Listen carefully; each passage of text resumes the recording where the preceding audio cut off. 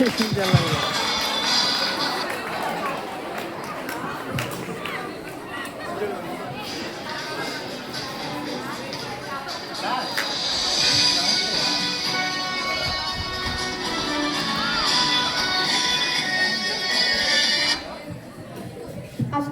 కవులకు, సాహితీప్రియులకు, ప్రోత్సాహులకు స్వాగతం.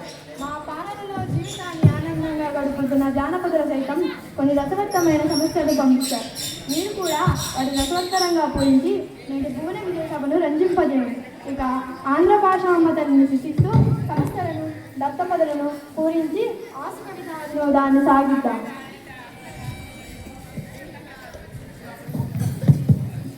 చిత్తం రాజేంద్ర, కవిచంద్ర, మీతో నేటి భువన విజయ సభను ప్రారంభించాలని మా అభిలాష. మీ ఆలోచన నిజమే పెద్దమ్మ మాత్య, కానీ ప్రభువుల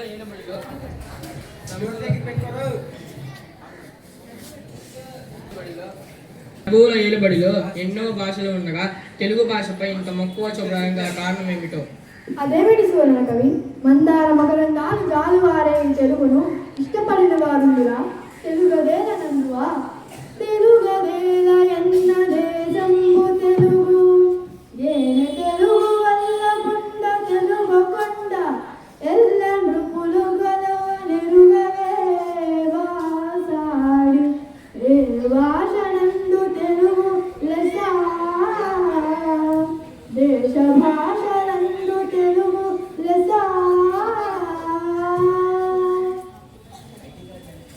మరి ఇంతటి మన తెలుగు భాష మీద ఎవరికైనా ఎందుకు మమకారం ఉండదు? పెద్దనాజా, కవులారా, మేము తరువాత పద్యములు పూరించడము, మీరంతా పద్యపూరణకు పూనుకోండి. చిత్తం రాజేంద్ర, మీ అభిప్రాయమే శిరోధార్యం. పెద్దనార్య, ఈ సమస్య పూరణకు పద్యం ఇదిగో. అగ్రజానుజులై అనుజాగ్రజులుగా, అగ్రజానుజులై అనుజాగ్రజులుగా,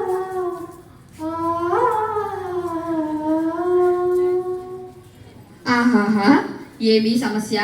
అన్నదమ్ములు తమ్ముడు అన్నలయ్యారు. ప్రభు, నా పూరణ ఇవ్వ.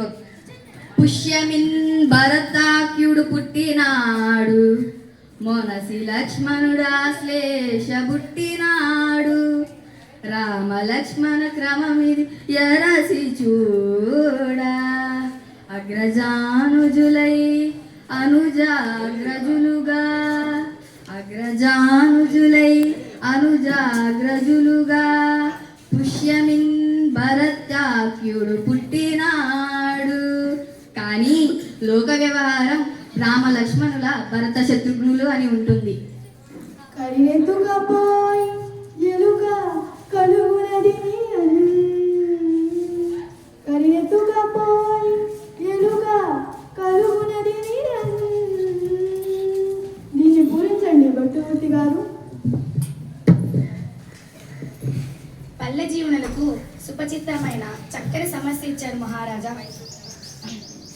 కరులు చిలుకలెద్దులు శర్కరతో నొనరించి ఆచ, కడుబెట్టడు చోగరి మరచే వర్తకుండు, ఆ కరినెత్తుకపోయి ఎలుక కలుగునదినియన్, కరినెత్తుకపోయి ఎలుక కలుగునదినియన్.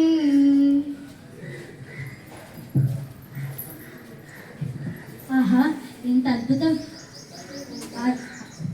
ఆహా, ఎంత అద్భుత పూరణ!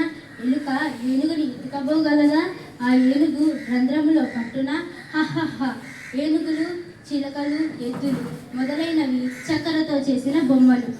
వ్యాపారి పగలంతా వాటిని అమ్మాడు. సాయంత్రానికి అన్ని బొమ్మలను ఎత్తిపెట్టి ఒక్క ఏనుగు బొమ్మను మరచాడని, దానిని ఎలుక రంధ్రంలోకి ఈడ్చుకుపోయిందన్న మీ భావం వీణుల విందుగా ఉంది.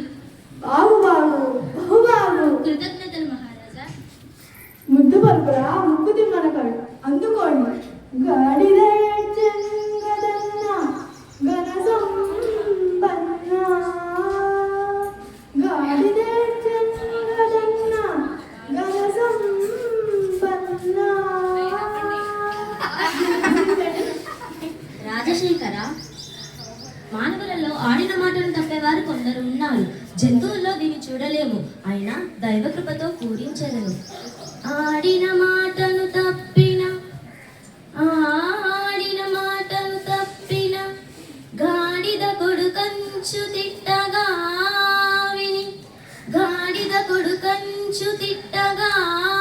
విని అయ్యో వీడా నా కొడుకని యొక్క గాడిద ఏడ్చెన్ గదన్న ఘన సంపన్న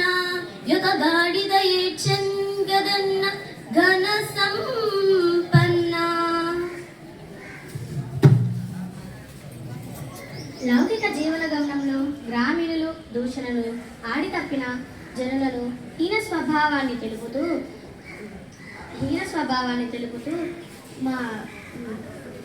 మాట నిలబెట్టుకోవడం విలువను చాటారు. ఆడి తప్పే మనిషిని దానికి మారుపేరుగా నిలిచిన గాడిద దీనిని చెప్తూ దృష్టాంత రూపంలో సాగిన మీ పూర్ణ బల లోకరీతిని భీతి లేకుండా పలికారు. ఇప్పుడు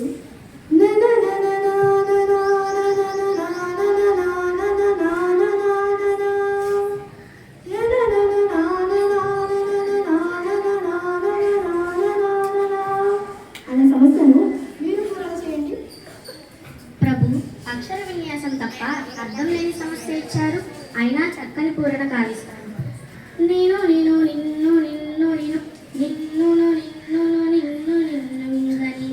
లయతాల సంగతుల గాన కళా పరిపూర్ణ మానసం పలుకుని రాగముల మొదమునల్చు పలుకుబట్టుని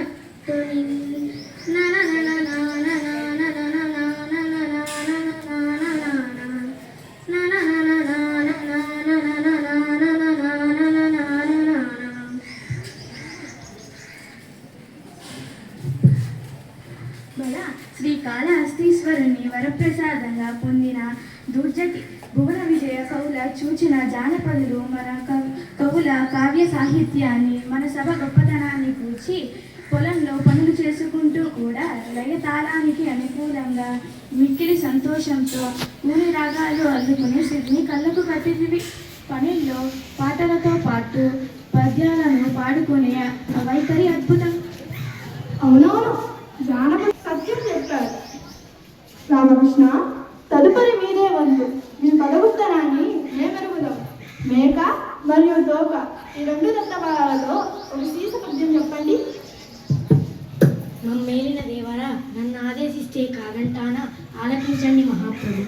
మేక తోకకు మేక తోక మేకకు మేక మేక తోకకు తోక తోక మేక మేక తోకకు మేక తోక మేకకు మేక తోక మేకకు మేక మేక తోక మేక మేక తోకకు మేక తోక మేకకు మేక మేక తోకకు తోక తోక మేక మేక తోకకు మేక తోక మేకకు మేక మేక తోకకు తోక తోక మేక మేక తోక తోక తోక తోక తోక మేక మేక తోక తోక తోక తోక తోక మేక మేక తోక తోక తోక తోక తోక మేక మేక తోక తోక తోక తోక తోక మేక.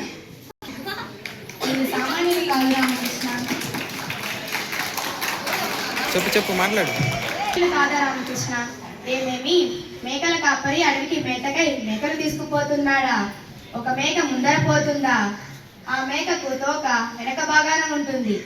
ఆ తోక వెనుక మరొక మేక ఉంది. ఇలా మేకల మంద పోతున్న తీరును మేక తోక అన్న దత్త పదాలతో చక్కగా చిక్కగా చెప్పారు. శభాష్ రామకృష్ణ కవి, మీ కత్తికి రెండు వైపులా పొదునే మరి, అందుకే మీరు వికట కవి అయ్యారు. రామముద్ర, గోరకొండ, మూలముండ, పూలదండ, కొత్తకొండ ఈ పదాలను ఆధారంగా చేసుకొని భారతార్థం పద్య పూరణ చేయండి. చిత్తం మహాప్రభు. రామభద్రుడైన నాకు భారతార్థం పూరణ చేసేదను. ఓయి గురురాజ, నీ కొడుకు తగోల కొండవల నుండు వినుమూల ముండదిక బండమున ఆండు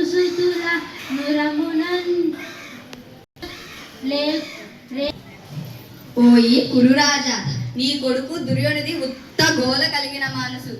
నా మాట వినుము. యుద్ధం వస్తే సర్వం నాశనం. యుద్ధంలో సమరానికి ధర్మానికి బద్దులైన పాండవులు గెలుస్తారు, నీ కుమారులు మరణిస్తారు. రామభద్ర, పద్యం బాగుంది రామభద్ర. కొత్త కుండను నేను కొత్త కుండ అన్నావు చూడు, అద్భుతంగా ఉన్నాయా? తరువాతి పింగళి సూరన మా ఆరాధ్య దైవమైన శ్రీ హరి దశావతారాల గురించి ఆసుగా ఒక పద్యం చెప్పాలని వేరొకరు పంపారు. ప్రారంభించండి. శ్రీహరి భక్తి నికాయ శ్రీకృష్ణదేవరాయ కోరినట్లే వినిపిస్తాను. మత్సమై జడనిధి మరించే సోమకు గుర్మమై కగుపగొండ మోసన్ గిటియై హిరణ్యాక్షు గీటరంగించను హరియై వధించ బహ్లాదజనుకు వటుడై బలిదనుచు వంచించి కుదించే భార్గవుడై క్షత్ర పంక్తించే దశరథ రాముండై దశకంఠును దకటాచే శౌర్యై దుష్టుల సంహరించే బుద్ధుడై త్రిపుర స్త్రీల బుద్ధి మార్చి రుద్రుచే వారి భక్తను దృంగదేశ గల్కియై మ్లేచ్ఛ సంతతి బిట్టు మార్చు హరిదశావతార చరిత్రమభినుతం హరిదశావతార చరిత్రమభినుతం. మత్స్యావతారాన సోమకాసుని చంపాడు. కూర్మమై మందరగిరిని మోసి పాలసముద్రాన్ని చిలకడానికి సాయమయ్యాడు. వారాహ రూపంలో హిరణ్యాక్షుణ్ణి చీరాడు. నృసింహమై హిరణ్యకశిపుణ్ణి చీల్చాడు.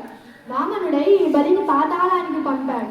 పరశురాముడై రాజుల దర్పాన్ని కూల్చాడు. శ్రీరాముడై రావణుని వధించాడు. శ్రీకృష్ణుడై దుష్టులను అంతం చేశాడు. బుద్ధుడై పురస్త్రీల బుద్ధిని మార్చి శివుని చేత త్రిపురాసుని చంపాడు. కలికిగా నీతిహీనులను కూల్చాడు. దశావతార కారణాలను మనోహరమైన శ్రీసంతో సభాసదులను అలరింపజేశాడు. మీ అభినందన స్పందనకు వందనం. మహాప్రభు, వచ్చే దారిలో ఒక జానపదుడు ఒక సమస్యనిచ్చాడు. మీరు అనుమతిస్తే మీకు ఇస్తాను. తప్పకుండా. సభారంభంలో మీకు మాటిచ్చాను కదా, కానివ్వండి, సమస్యను అందివ్వండి. ప్రభు, అందుకోండి. అందరందరే మరియు నందరు నందరే, అందరందరే.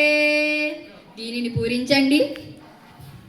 అది సంగతి. ప్రభువుల వారికి ఇవ్వదగిన సమస్య. అష్టదిగ్గల గౌలారా, నా కీర్తిని దిగంతాలకు వ్యాప్తి చేయాలన్న మీ కుతూహలానికి సంతోషం. పూరణ చేసేదను ఆనందంగా ఆస్వాదించండి. కొందరు పాండితీ ధనులు, కొందరు నాగరముల్ వధావధుల్, కొందరు చాతురి ప్రియులు, కొందరు నీతికి భూతికి సిద్ధస్తులవు, కొందరు నాయకుల్ మరి కొందరు గాయకులందరందరే, అందరూ అందరే మరియు అందరూ అందరే, అందరూ అందరే. సభలో కొందరు పాండిత్యమే ఘనంగా కలవారు, కొందరు నాగరికులు, మరికొందరు ప్రవక్తలు, మరికొందరు చాతుర్యాన్ని ఇష్టపడేవారు, నీతిని సంపదకు నిలమైన వారు ఇంకొందరు నేతలు మరియు గాయకులు. ఇలా సభలోని వారిని ఉద్దేశించి చెప్పారు. దీనిలో మన రాజ్యంలోని ప్రజల సాహిత్య సామర్థ్యాలను గుర్తు చేస్తూ అందరూ అందరే అనడం వలన ఎవరికి వారే గొప్ప అని అర్థం. కవి పండితులారా, మీ సమస్య పూరణ పద్యగానంతో మా మనసెంతో కురిసింది.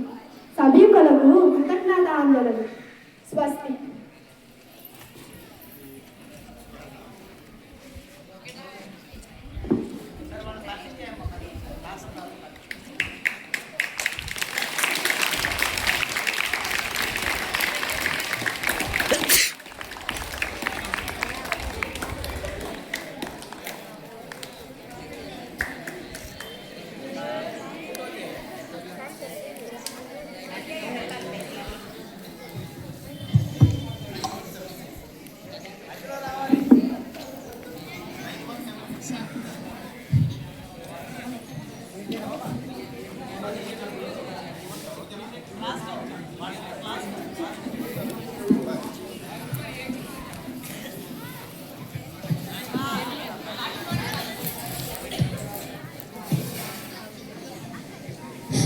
శ్రీకృష్ణదేవరాయల పాత్ర పోషించింది జాహ్నవి. అలాగే తర్వాత తెనాలి రామకృష్ణ పాత్రలో హేమశ్రీ. భట్టుమూర్తి పాత్రలో జోష్విక. తిమ్మన పాత్రలో మేఘన.